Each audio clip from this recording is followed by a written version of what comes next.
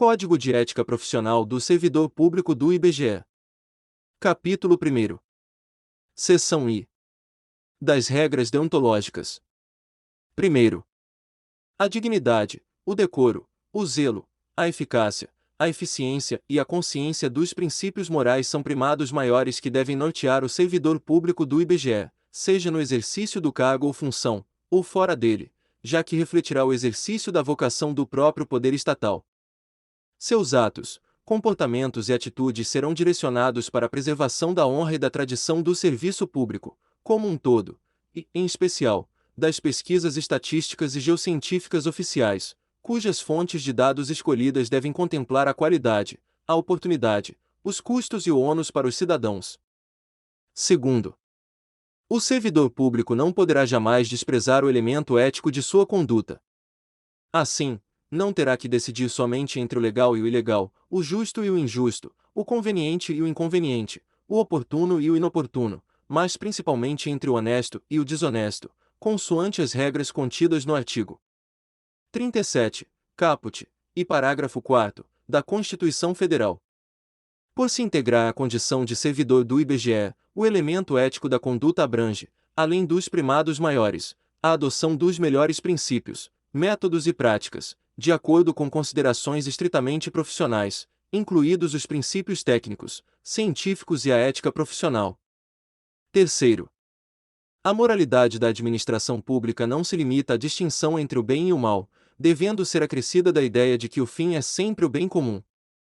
O equilíbrio entre a legalidade e a finalidade, na conduta do servidor público, é que poderá consolidar a moralidade do ato administrativo.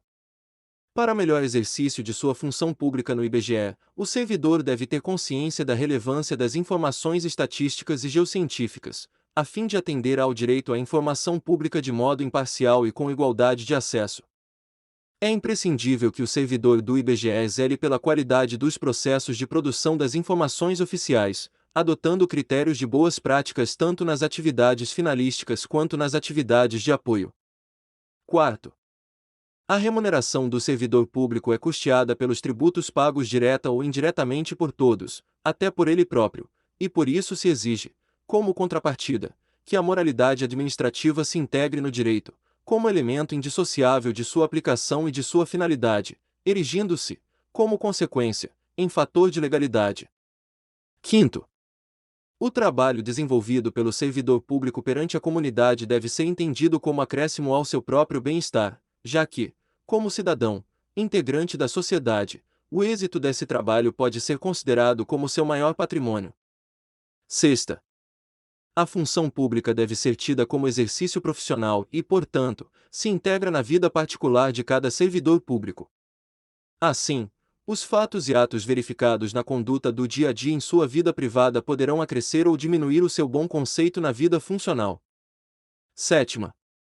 Salvo os casos de segurança nacional, investigações policiais ou interesse superior do Estado e da administração pública, a serem preservados em processo previamente declarado sigiloso, nos termos da lei, a publicidade de qualquer ato administrativo constitui requisito de eficácia e moralidade, ensejando sua omissão comprometimento ético contra o bem comum, imputável a quem a negar. Entretanto, os dados individuais de pessoas físicas ou jurídicas coletados pelo IBGE são estritamente confidenciais e exclusivamente utilizados para fins estatísticos. Ademais, leis, regulamentos e medidas que regem a operação dos sistemas estatístico e cartográfico no Instituto devem ser de conhecimento público. 8. Toda pessoa tem direito à verdade. O servidor não pode omiti-la ou falseá-la, ainda que contrária aos interesses da própria pessoa interessada ou da administração pública. Nenhum Estado pode crescer ou estabilizar-se sobre o poder corruptivo do hábito do erro, da opressão ou da mentira, que sempre aniquilam até mesmo a dignidade humana quanto mais a de uma nação. 9. A cortesia, a boa vontade, o cuidado e o tempo dedicados ao serviço público caracterizam o esforço pela disciplina. Tratar mal uma pessoa que paga seus tributos direta ou indiretamente significa causar-lhe dano moral. Da mesma forma, causar dano a qualquer bem pertencente ao patrimônio público, deteriorando, por descuido ou má vontade, não constitui apenas uma ofensa ao equipamento e às instalações ou ao Estado, mas a todos os homens de boa vontade que dedicaram sua inteligência, seu tempo, suas esperanças e seus esforços para construí-los. 10º. Deixar o servidor público qualquer pessoa à espera de solução que compete ao setor em que exerça suas funções, permitindo a formação de longas filas, ou qualquer outra espécie de atraso na prestação do serviço, não caracteriza apenas atitude contra a ética ou ato de desumanidade, mas principalmente grave dano moral aos usuários dos serviços públicos. 11º. O servidor deve prestar toda a sua atenção às ordens legais de seus superiores, velando atentamente por seu cumprimento, e, assim, evitando a conduta negligente. Os repetidos erros, o descaso e o acúmulo de desvios tornam-se, às vezes, difíceis de corrigir e caracterizam até mesmo imprudência no desempenho da função pública. 12º. Toda ausência injustificada do servidor de seu local de trabalho é fator de desmoralização do serviço público, o que quase sempre conduz à desordem nas relações humanas. 13º. O servidor que trabalha em harmonia com a estrutura organizacional, respeitando seus colegas e cada concidadão, colabora e de todos pode receber colaboração, pois sua atividade pública é a grande oportunidade para o crescimento e o engrandecimento da nação. O caráter colaborativo e participativo deve estar presente nas atividades estatísticas e cartográficas, privilegiando-se, assim, um contato estreito e harmonioso entre ambas as atividades, contato essencial para melhorar a qualidade, comparabilidade e coerência dos dados produzidos. Esse espírito colaborativo e participativo deve estender-se à coordenação dos sistemas estatísticos e cartográficos nacionais de responsabilidade do IBGE.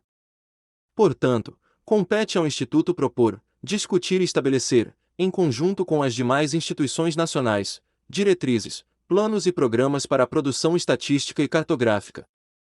Processo que deve irradiar-se à esfera internacional, especialmente na cooperação bilateral e multilateral, a fim de melhorar as informações estatísticas e geocientíficas oficiais em todos os países, por meio da utilização de conceitos, classificações e métodos que promovam a coerência e a eficiência entre os diversos sistemas estatísticos e cartográficos. Seção 2ª. Dos principais deveres do servidor público do IBGE. 14º. São deveres fundamentais do servidor do IBGE: a. Desempenhar, a tempo, as atribuições do cargo, função ou emprego público de que seja titular. b.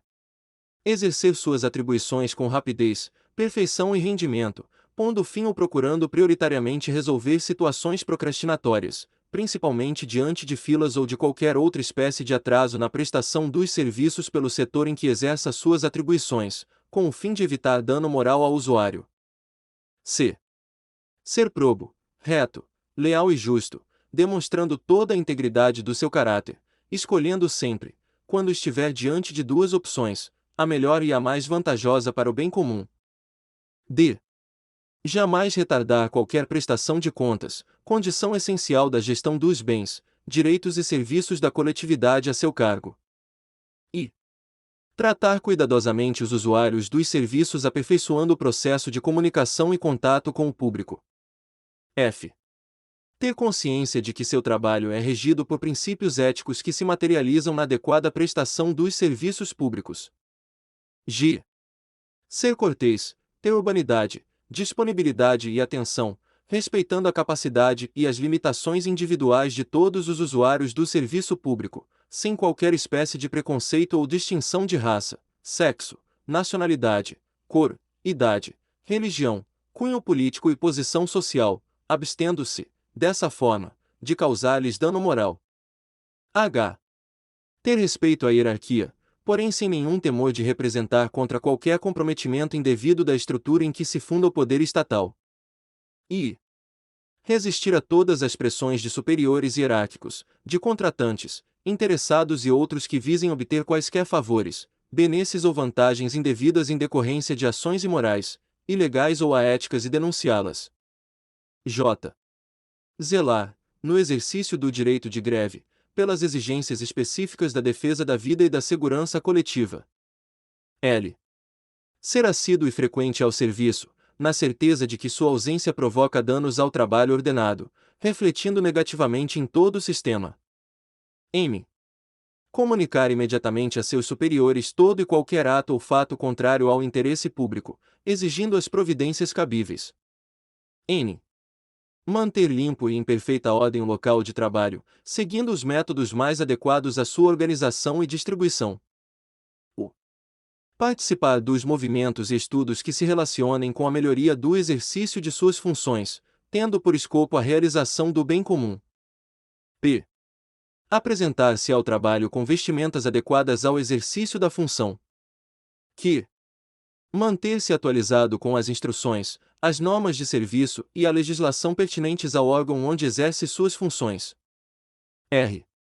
Cumprir, de acordo com as normas do serviço e as instruções superiores, as tarefas de seu cargo ou função, tanto quanto possível, com critério, segurança e rapidez, mantendo tudo sempre em boa ordem. S.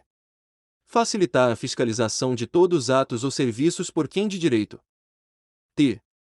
Exercer com estrita moderação as prerrogativas funcionais que lhe sejam atribuídas, abstendo-se de fazê-lo contrariamente aos legítimos interesses dos usuários do serviço público e dos jurisdicionados administrativos.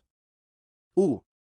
Abster-se, de forma absoluta, de exercer sua função, poder ou autoridade com finalidade estranha ao interesse público, mesmo que observando as formalidades legais e não cometendo qualquer violação expressa à lei.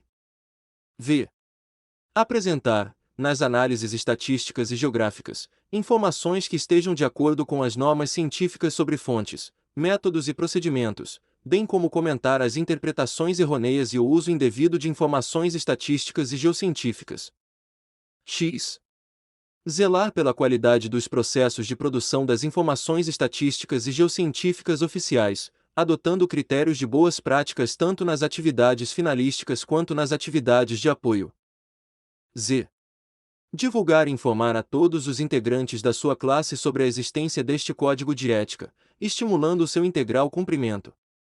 A conduta ética do servidor do IBGE deve respeitar a legislação e as normatizações do Ministério do Planejamento, Orçamento e Gestão, assim como as normas internas desta fundação, expressas em suas resoluções, ordens de serviço, portarias, normas de serviço e memorandos. Seção 3ª. Das vedações ao servidor público do IBGE. 15º. É vedado ao servidor público do IBGE: a. O uso do cargo ou função, facilidades, amizades, tempo, posição e influências, para obter qualquer favorecimento, para si ou para outrem. b. Prejudicar deliberadamente a reputação de outros servidores ou de cidadãos que deles dependam. c. Ser, em função de seu espírito de solidariedade, conivente com erro ou infração a este código de ética ou ao código de ética de sua profissão. d. Usar de artifícios para procrastinar ou dificultar o exercício regular de direito por qualquer pessoa, causando-lhe dano moral ou material. e. Deixar de utilizar os avanços técnicos e científicos ao seu alcance ou do seu conhecimento para atendimento do seu Mr. F. Permitir que perseguições, simpatias, antipatias, caprichos, paixões ou interesses de ordem pessoal interfiram no trato com o público, com os jurisdicionados administrativos ou com colegas hierarquicamente superiores ou inferiores. G. Pleitear, solicitar, provocar, sugerir ou receber qualquer tipo de ajuda financeira, gratificação, prêmio, comissão, doação ou vantagem de qualquer espécie, para si, familiares ou qualquer pessoa, para o cumprimento da sua missão ou para influenciar outro servidor para o mesmo fim. H. Alterar ou deturpar o teor de documentos que devem encaminhar para providências. I. Iludir ou tentar iludir qualquer pessoa que necessite do atendimento em serviços públicos. J. Desviar servidor público para atendimento a interesse particular. L. Retirar da instituição, sem estar legalmente autorizado, qualquer documento, livro ou bem pertencente ao patrimônio público. M. Fazer uso de informações privilegiadas obtidas no âmbito interno de seu serviço, em benefício próprio, de parentes, de amigos ou de terceiros. N. Apresentar-se embriagado no serviço ou fora dele habitualmente. U. Dar o seu concurso a qualquer instituição que atente contra a moral, a honestidade ou a dignidade da pessoa humana. P. Exercer atividade profissional aética ou ligar o seu nome a empreendimentos de cunho duvidoso. Que disponibilizar informações de caráter sigiloso e confidencial sobre pessoas físicas ou jurídicas, bem como antecipar resultados de pesquisas à sua divulgação oficial, exceto quando autorizado. Capítulo 2. Da Comissão de Ética do IBGE. 16º. A Comissão de Ética do IBGE está encarregada de orientar e aconselhar sobre a ética profissional dos servidores da Casa, no tratamento com as pessoas e com o patrimônio público, competindo-lhe conhecer concretamente de imputação ou de procedimento susceptível de censura. 17º.